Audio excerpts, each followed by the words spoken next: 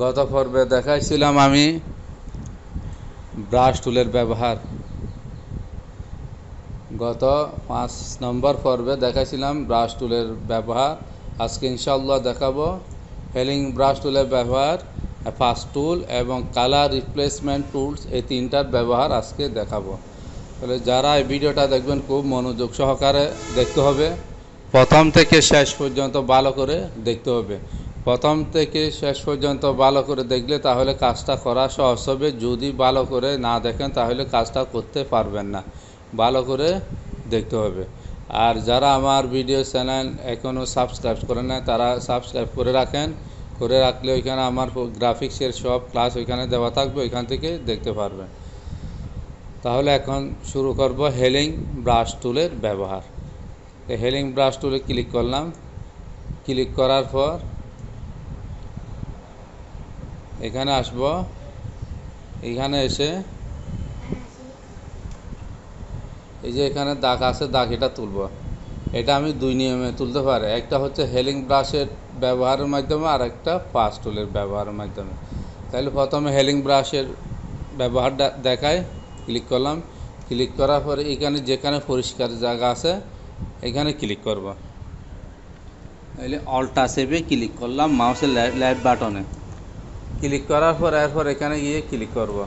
তাহলে দাগটা চলে গেল। এভাবে ক্লিক করলে এই দাগ চলে যাবে। এভাবে ক্লিক করলে দাগগুলো আস্তে আস্তে চলে যাবে।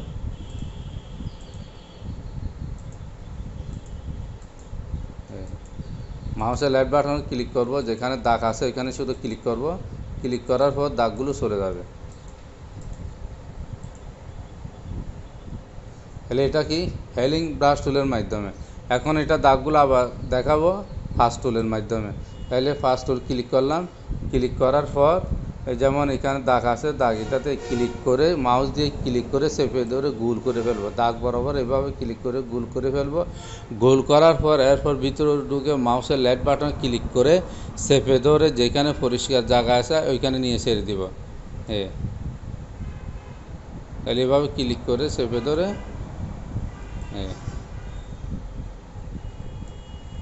ক্লিক করে চেপে ধরে যেখানে পরিষ্কার জায়গা আছে ওইখানে নিয়ে ছেড়ে দিব।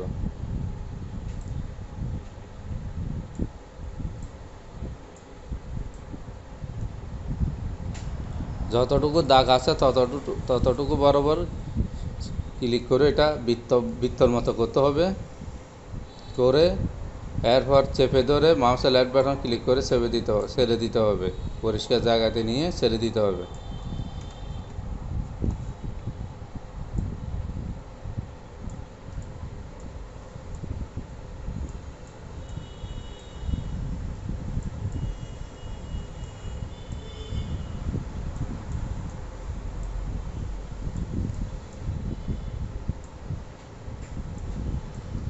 তাহলে এভাবে খুব সহজে দ্রুতভাবে কী করা যায়, মুখের মধ্যে কোনো দাগ থাকলে দাগগুলো তোলা যাবে হেলিং ব্রাশ টুলের মাধ্যমে আর ফাস্ট টুলের মাধ্যমে।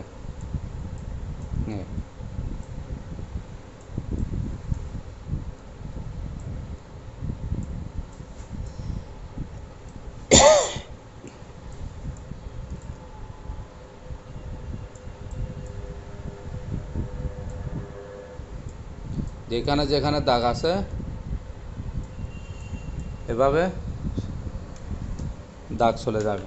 তাহলে এখন এটা কি এভাবে মুখের মধ্যে যত রকম দাগ থাকবে দাগগুলো হেলিং ব্রাশ টুল, ফাস্ট টুল এই দুইটার মাধ্যমে কি করা যাবে, দাগগুলো পরিষ্কার করা যাবে। আবার হেলিং টুলের ব্রাশের মাধ্যমে আরেকটা আছে কি, ছবির মধ্যে মুখের মধ্যে কোনো বাস হলে বাসগুলো তোলা যাবে। যেমন এখানে একটা বাস আছে, বাস এটা কি তোলা যাবে। তো এটা বাস এটা তোলার জন্য প্রথমে হেলিং ব্রাশ টুলে ক্লিক করলাম।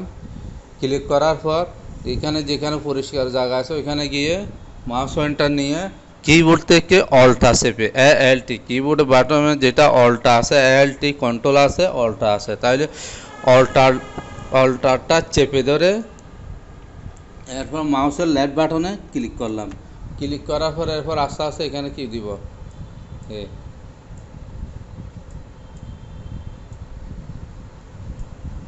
তাহলে এভাবে মুখের মধ্যে বাস যেগুলো আছে বাসগুলো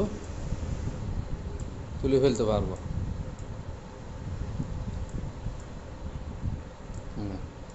এই দাগটা যদি, তাহলে এই দাগটা আমি হেলিং ব্রাশের টুলের মাধ্যমে করতে পারি, ফার্স্ট টুলের মাধ্যমে করতে পারি। ফার্স্ট টুলের মাধ্যমে করলে ক্লিক করে এভাবে চেপে ধরে হ্যাঁ এর দাগটা চলে গেল।